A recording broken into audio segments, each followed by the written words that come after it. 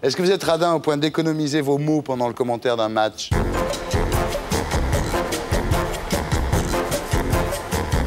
Elle vous embrasse comme du bon pain, mais elle a fait une chanson contre le foot dans son disque. Hein. J'ai entendu, oui. C'est quoi, je l'avais déjà entendu. C'est-à-dire que c'est insupportable tous ces samedis soirs où on n'existe plus parce que les mecs sont devant la télé à regarder le match de foot, à hurler. J'y crois pas, j'y crois pas. Eh ben si, le foot.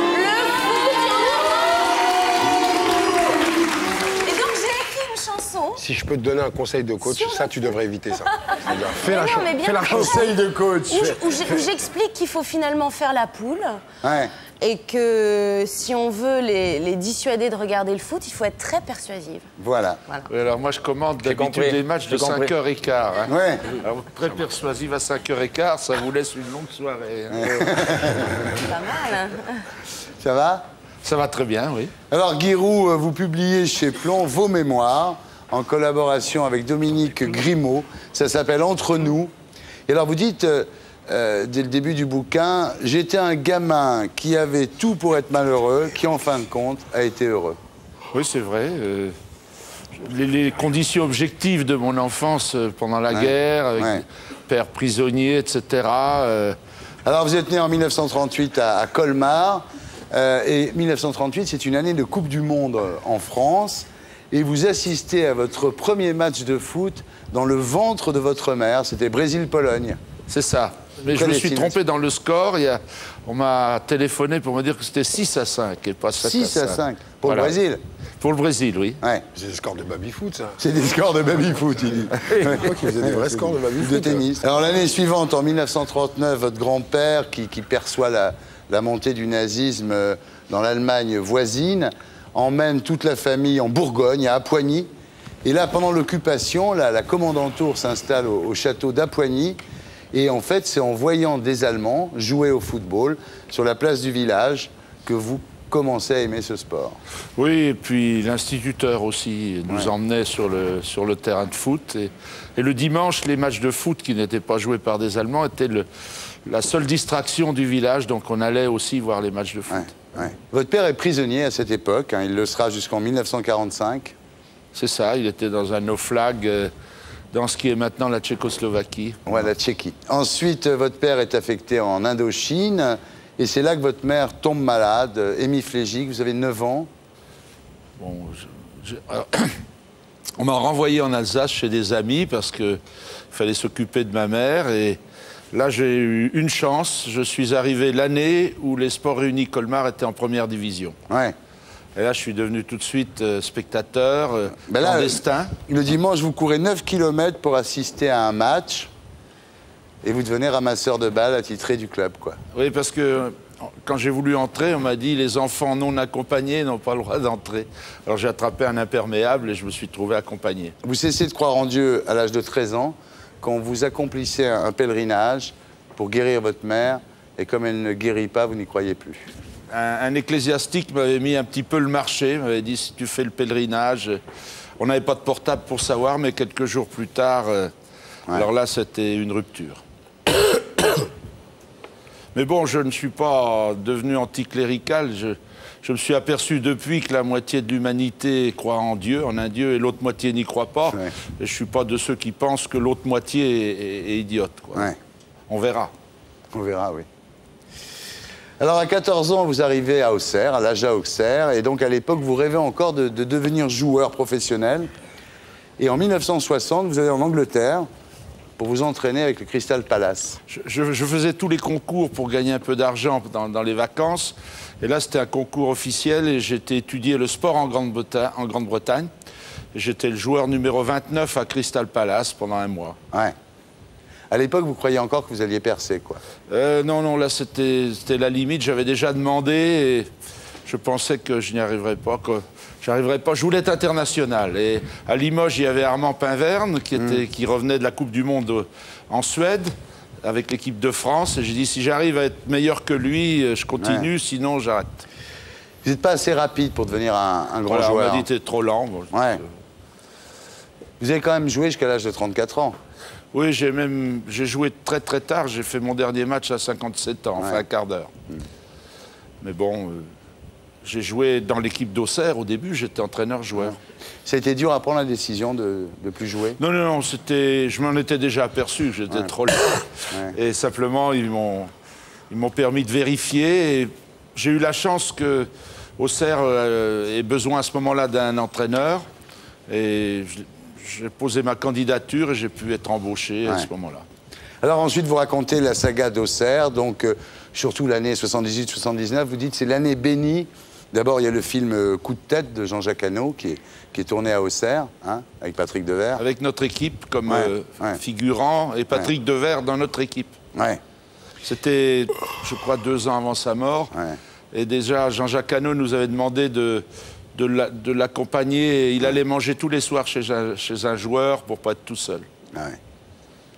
Et puis c'est l'année aussi de la finale de la Coupe de France. Oui, alors que nous étions en 2e division et amateurs encore. À ce moment-là, il y avait des amateurs dans la 2e division. Tout le monde travaillait. J'étais voir les employeurs un par un pour qu'ils me donnent une semaine pour préparer l'équipe. Il y avait plus de monde ce jour-là dans les rues d'Auxerre que le jour de la Libération, dites-vous. Oui, Max Meignier, qui vient de disparaître, était venu faire l'émission « Les routiers sont sympas à Auxerre ». Et il a fait l'émission du toit de sa Mercedes parce qu'il ne pouvait plus avancer. Et nous étions ouverts à Rueil en veille de match. Et on m'a dit après que Auxerre était noir de monde plus qu'à la Libération, c'est vrai.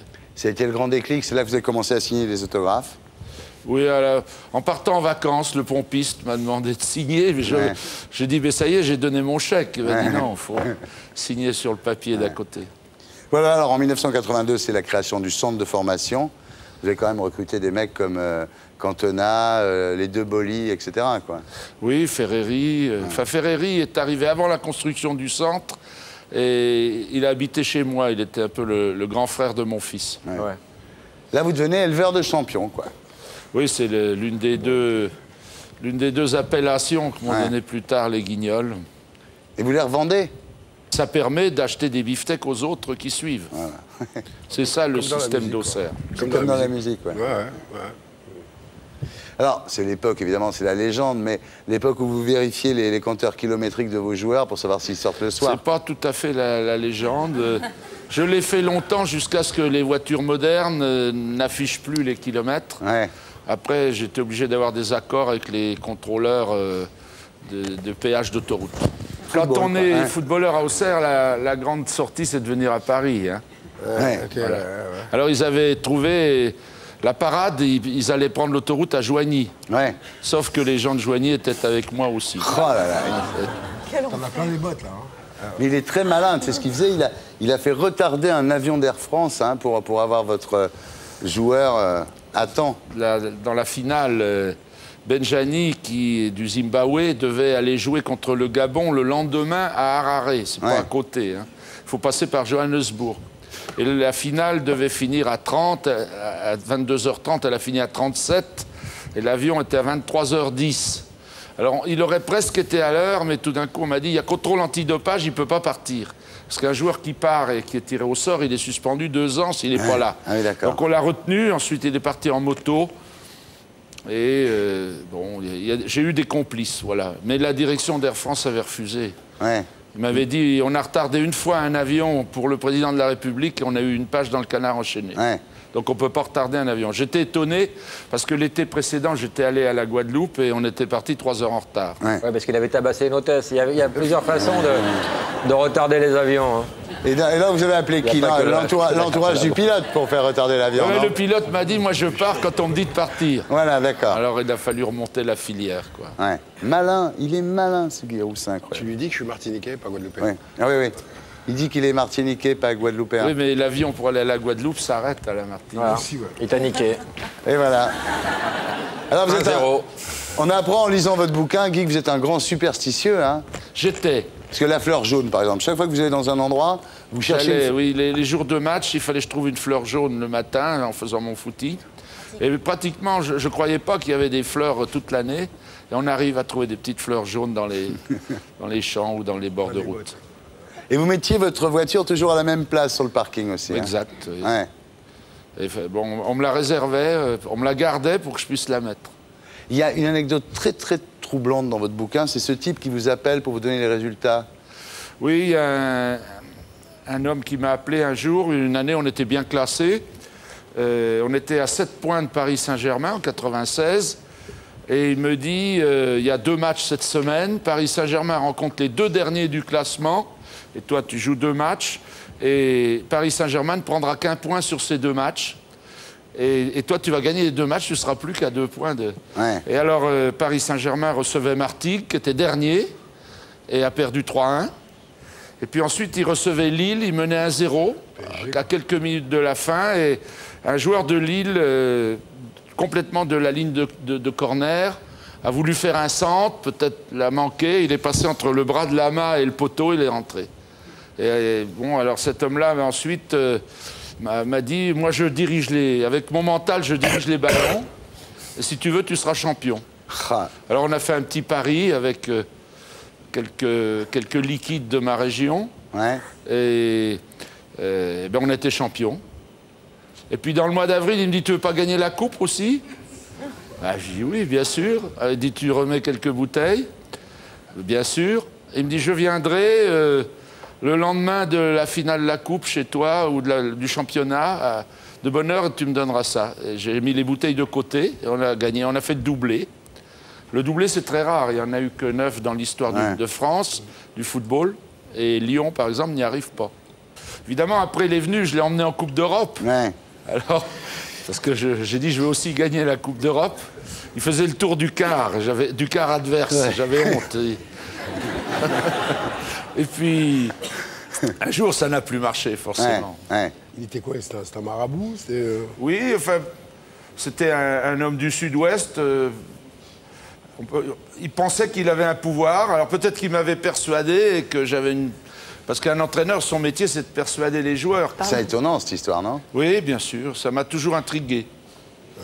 Et depuis, j'ai plus jamais rencontré quelqu'un comme ça. Alors j'ai eu des marabouts sénégalais qui m'ont écrit, Et il y en a un jour qui m'a envoyé un petit bout de bois comme ça dans l'enveloppe. Il m'a dit, tu le colles dans le protège-tibia de Franck Sylvestre, qui n'a pas encore marqué de but cette année, et il va marquer. Alors, une demi-heure avant le match, j'étais avec un bout de sparadrap, je dis, Franck, il le fait en plus. Ça te dérange pas de toute façon, il a dit que tu marquerais un but. Ouais. Eh bien, il y a eu un corner. Pourtant, Franck Sylvestre était bon à la tête, mais la balle est tombée. Il a marqué avec ce pied. Oh. Alors après, on a gardé le morceau de bois, mais il n'a plus jamais marqué. Enfin, chez nous, parce qu'après, il a marqué beaucoup de buts. Ouais. Et alors, le double pontage coronarien, c'est dû à quoi? C'est dû au stress? Peut-être quelques petits excès alimentaires. Ouais. Le stress aussi, sûrement. Une contrariété à l'époque.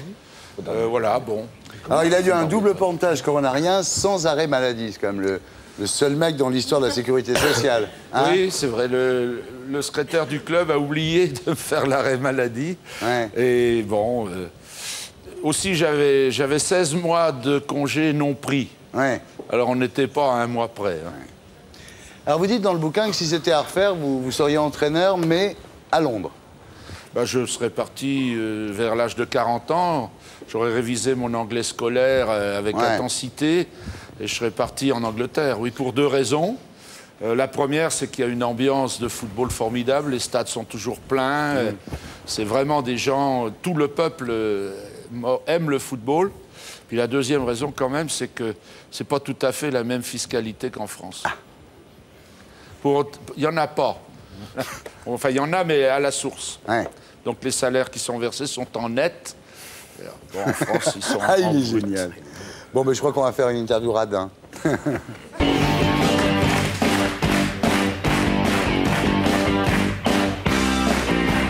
Alors, Giroud, est-ce que vous êtes radin au point de ramasser une pièce de 10 centimes dans la rue? Non, parce que je pense que le tube d'Algipan qu'il me faudrait pour mon tour de rein coûterait plus cher que 10 centimes. Est-ce que vous êtes radin au point de râler s'il n'y a pas de journaux gratuits dans les avions quand vous montez? Non, je m'en veux quand je suis arrivé en avance à l'aérodrome et que j'ai déjà acheté l'équipe et qu'elle est dans le navire.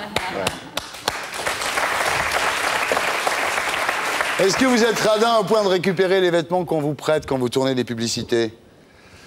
Ça m'arrive quand je suis très pressé de partir avec le costume, c'est vrai. J'ai une petite coquetterie de ce côté-là. Est-ce que vous êtes radin au point de donner des pourboires aux chauffeurs de taxi que quand les notes sont remboursées? Non, non. Est-ce que vous êtes radin au point d'éteindre le moteur de votre voiture dans les descentes? Je l'ai fait. Ah. Donc quand j'étais très pauvre, Ouais. en scooter, toutes les descentes, toutes les grandes descentes, je les faisais moteur éteint. Et après, avec ma 4 chevaux aussi, c'est vrai. Eh, pour les 2000 milliards de dettes qu'on a en France, il serait bien, lui, je pense. Tu vois. Giroud président, il va nous régler le problème. Giroud président, exactement. Est-ce que vous êtes radin au point de demander à vos joueurs de ne pas échanger leur maillot avec l'adversaire? Non, parce que les joueurs professionnels, presque dans tous les clubs, payent les maillots qu'ils ne rendent pas. Ils ont 2 maillots par match. Ah ouais. Et il y a un tableau, et à la fin du match, on regarde ce qui n'est pas rendu et on le retient à la fin du mois. Donc, comme c'était souvent un bon prix, j'étais plutôt pour qu'ils échangent les maillots. Est-ce que vous êtes radin au point de mettre de l'eau du robinet dans des bouteilles d'eau minérale? Non, jamais. Jamais. Non, parce que je connais une très bonne eau. Ah oui.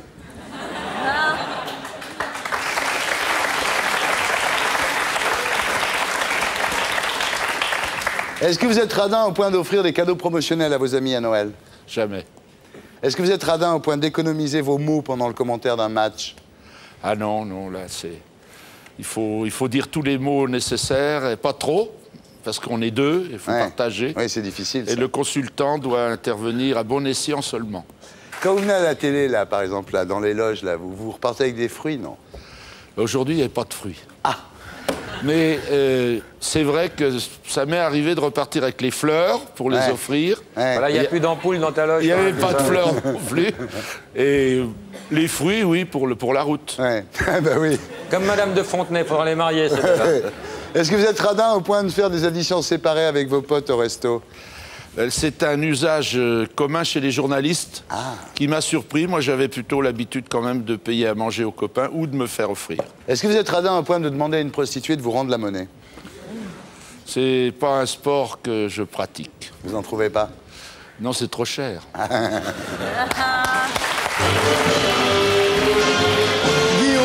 et Dominique Villemot, entre nous, mémoire. C'est publié chez Plomb, mesdames, messieurs.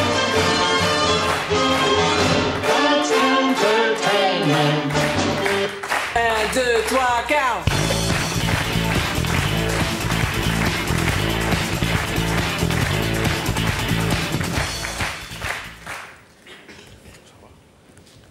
Faut que je lise? Oui.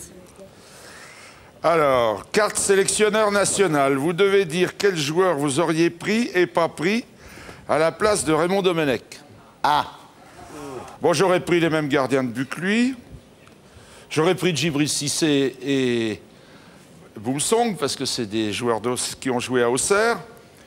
J'aurais beaucoup hésité entre Ribéry et Pires. Ouais. Bon, je vais vous faire une réponse quand même de Normand, parce que je ne peux pas discuter joueur à joueur. On va lasser mademoiselle. C'est déjà fait. On n'a pas beaucoup parlé technique. Il y avait 18 joueurs indiscutables. Puis après, il y en avait 10 pour en faire 5. Alors, il y a 5 malheureux. Il y a Julie, par exemple, qui est parti en Australie pour qu'on ne le retrouve pas si on avait besoin de lui. Il y a Pires. Enfin, il y a 5 malheureux, voilà. Ouais.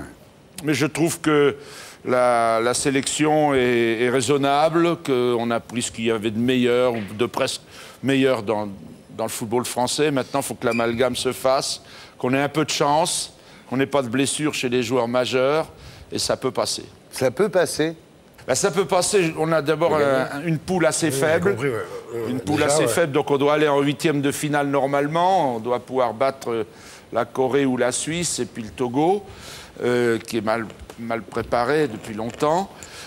Ensuite, les 8e de finale, on peut avoir un adversaire à notre main. Et à partir des quarts de finale, c'est déjà bien. Ouais. Là, il faut un peu de chance. Quand même, on a gagné, par exemple, l'Euro en marquant le but en dernière minute. On a gagné au pénalty dans certains matchs. Donc là, ça a bien été pour nous. Il faut que ça aille bien pour nous. En Corée, Zidane est arrivé et s'est blessé tout de suite. Thierry Henry s'est fait sortir. Bon, ça n'a pas bien tourné pour nous. Voilà. Et pour être sûr de ne rien rater de Inarditube, abonnez-vous et mettez un pouce bleu.